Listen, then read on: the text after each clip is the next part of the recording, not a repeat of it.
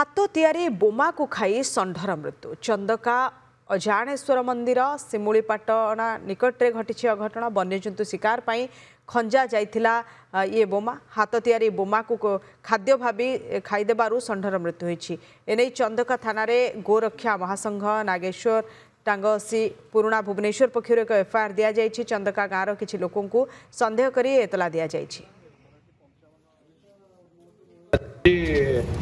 सकाळ समय गोटे नंदी गोटे वृषभ पार्टी रे गोटे बम ब्लास्ट होता चंदका अंचल सन्देह करा बम टी वन्यजंतु शिकार पर रखा जाइतिला एवं आमर गोसेवा प्रमुख भाई माने एवं स्थानीयवासी आसी आम ए विषय चंदका थाना एफआईआर देलु एवं पुलिस आमको आश्वासन देले जे तुरंत दोषी को गिरफ्त करी कार्यानुष्ठान नेबे एवं वन्यजंतु शिकार पर जो बोमाटी खंजा जाइतिला एवं बहुत कष्ट षंढटी मृत्युवरण होइतिला एवं यह को आम गोसेवा संगठन तरफ दृढ़ निंदा करूँ।